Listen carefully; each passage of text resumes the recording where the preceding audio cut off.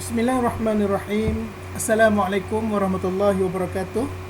Dan salam sejahtera kepada semua ahli-ahli pembimbing rakan sebaya SMK Tunku Parlimen Besar. Alhamdulillah, pada hari ini kita dapat bersua muka secara maya untuk kita meneruskan agenda yang telah dirancang kepada kamu untuk tahun ini. Jadi pada mulanya kita merancang untuk menjalankan kursus secara bersemuka, tetapi apakan daya apabila ada perintah kawalan pergerakan, kita terpaksa belajar di rumah, dan saya cuba sedaya upaya untuk menjelaskan tentang peranan dan fungsi PRS di sekolah secara maya. Jadi kamu boleh ambil masa kamu ketika kamu senang-senang ataupun waktu kamu free untuk melihat video yang saya buat ini, untuk kamu lebih memahami apakah peranan dan fungsi sebagai seorang PRS di sekolah. Jadi kita akan mulakan sekarang perbincangan tentang PRS. Okey, seperti mana yang kita maklumkan sebelum ini, PRS ini adalah singkatan kepada pembimbing rakan sebaya.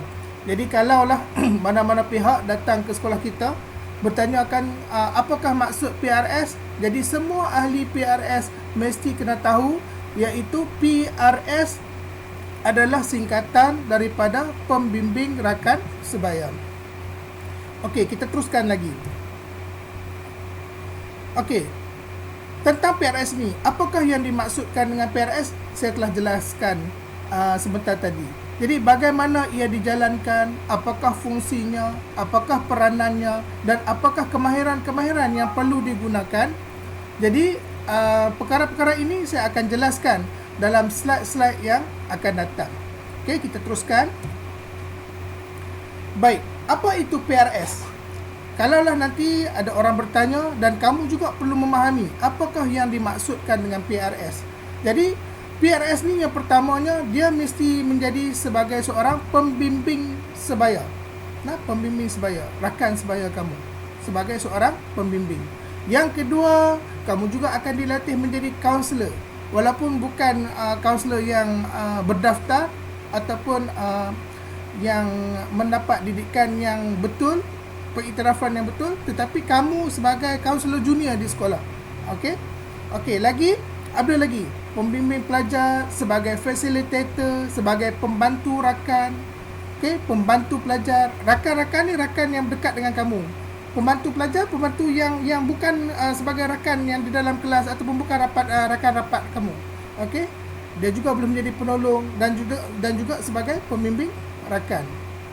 Jadi maksudnya, kesimpulan daripada apa yang nak saya nyatakan di sini adalah kamu ini adalah sebagai pembimbing kepada rakan-rakan kamu di dalam kelas, ataupun rakan rapat kamu, ataupun rakan-rakan di sekolah secara umumnya. Okey, kita sambung lagi. Siapakah yang akan dilantik menjadi PRS ini? Okey, baik, yang pertamanya individu yang masih bersekolah dipilih ataupun pilihan sendiri, kamu secara sukarela, ataupun dipilih oleh guru-guru, okey, menggunakan konsep menolong, bantu pelajar ataupun orang yang lebih dewasa, galakkan perkembangan diri. Okey, maksudnya apakah di sini? Siapakah yang boleh menjadi PRS ni? Yang pertamanya, dia adalah individu yang masih bersekolah. Orang yang dewasa tak jadi dah PRS. Okey. Yang kedua, kamu ini boleh dipilih oleh guru, dan kebanyakan kamu ni sebenarnya dicadangkan oleh guru-guru, dan juga ada yang menawarkan diri untuk menjadi PRS. Yang menawarkan diri tu bagus. Nah, maksudnya kamu ada kehendak sendiri. Okey. Yang ketiganya, PRS ni dia akan guna konsep menolong. Sesiapa yang jadi ahli PRS, dia mesti ada sikap menolong dalam dirinya yang tinggi. Dia tidak boleh rasa cemburu. Okey. Dia tak boleh ada rasa pentingkan diri sendiri. Jadi sikap menolong ni kita akan pupuk dalam diri masing-masing. Okey, tujuannya untuk apa? Untuk bantu pelajar lain. Nah, untuk bantu pelajar lain. Dan galakkan perkembangan diri ni maksudnya apa? galakkan perkembangan diri kamu terlebih dahulu. Untuk kamu membantu diri kamu, dan seterusnya kamu boleh membantu orang lain. Okey, seterusnya. Apakah falsafah PRS yang perlu kamu tahu? Okey. Sebagai PRS, anda perlu sentiasa menghayati falsafah PRS ini, iaitu apa? Bantu diri untuk membantu rakan lain. Yang ni penting. Saya ambil sikit saja. Bantu diri untuk membantu rakan lain.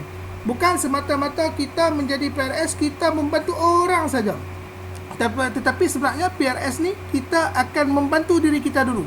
Setelah kita membantu diri kita untuk berjaya dalam akademik, untuk berjaya dalam sasiah, untuk berjaya dalam co-curriculum, seterusnya kita boleh membantu insan-insan yang lain yang memerlukan bantuan kita. Okey? Baik, yang tu secara ringkas supaya kamu mudah faham. Okey, yang seterusnya.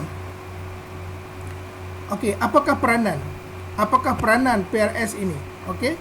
Jadi untuk PRS ini, yang pertamanya, peranan dia yang paling penting menjadi rakan yang peka kepada perasaan orang lain dan keadaan sekeliling. Ini adalah sangat penting. Kamu kena peka, bukan peka, kena peka kepada perasaan orang lain dan keadaan sekeliling. Maksudnya kamu duduk dalam kelas tu, kamu kena tengok kebiasaannya rakan kamu, kebiasaannya jadi macam tiba-tiba hari tu dia sedih ataupun tiba-tiba dia menyendiri. Maksudnya kamu cuba memahami perasaan dia dan keadaan dia semasa itu. Okey. Yang kedua, sebagai khidmat sokongan, anda membantu menggerakkan perkhidmatan bimbingan dan kaunseling di sekolah. Maksudnya begini. Macam saya bagi tahu kamu sebelum ini, kalau pengawas dia akan menjadi mata kepada unit disiplin. Tetapi kamu sebagai PRS akan menjadi mata, telinga, mulut kepada unit bimbingan dan kaunseling. Jadi kamu akan cuba sedaya upaya mendapatkan maklumat-maklumat dan membantu unit bimbingan kaunseling ataupun menyampaikan sesuatu maklumat daripada unit bimbingan kaunseling kepada rakan-rakan, ataupun cuba menyelesaikan ataupun meringankan beban rakan-rakan secara yang mampu kamu lakukan. Yang ni adalah sangat penting. Itulah pentingnya PRS di sekolah. Okey. Perkara yang ketiga, sebagai salah satu sumber kepada rakan untuk mendapatkan bantuan. Maksudnya lebih kurang begini. Kadang-kadang rakan-rakan ni dia tidak begitu mengenali kaunselor. Kadang-kadang dia tengok kaunselor pun dia jadi mungkin malu ataupun rasa segan ataupun rasa takut untuk datang berjumpa. Jadi kamu sebagai salah seorang pemudah cara kepada rakan kamu, kamu sebagai pemudah cara menceritakan, sepatutnya jumpa kaunselor boleh begini, dapat faedah begini. Jadi kamu seolah-olah sebagai ejen marketing kepada unit bimbingan kaunseling supaya memudahkan mereka untuk mendapat bantuan daripada unit bimbingan dan kaunseling. Dan yang keempat, ini adalah satu perkara yang sangat penting, iaitu sebagai pelajar contoh kepada pelajar lain. Contohlah saya bagi. Contohnya dari segi kehadiran awal ke sekolah. Sebagai seorang PRS, lepas ni kamu akan diberi vest, kamu akan pakai tie dan sebagainya. Semaklah berbeza kamu dengan orang lain. Jadi perbezaan ini akan menyebabkan kamu akan dilihat, berbeza dengan orang lain. Jadi sekiranya kamu melakukan kesalahan, dia akan menjadi perhatian untuk pelajar-pelajar lain menjadikan kamu sebagai contoh. Sebab tu saya minta kamu, apabila kamu nanti diisytiharkan sebagai seorang PRS, kamu perlu berbuat sesuatu untuk menjadi contoh kepada pelajar lain. Jangan sehingga kamu menjadi contoh yang tidak baik kepada rakan-rakan. Jadi saya rasa video yang pertama ini cukup setakat sekarang. Saya buat untuk satu video permulaan tentang PRS. Jadi saya akan continue lagi, sambung lagi dengan video yang kedua berkenaan dengan etika-etika PRS. Jadi kamu boleh gunalah video ini untuk melihat pada waktu lapang kamu untuk menambahkan ilmu pengetahuan. Okey, terima kasih.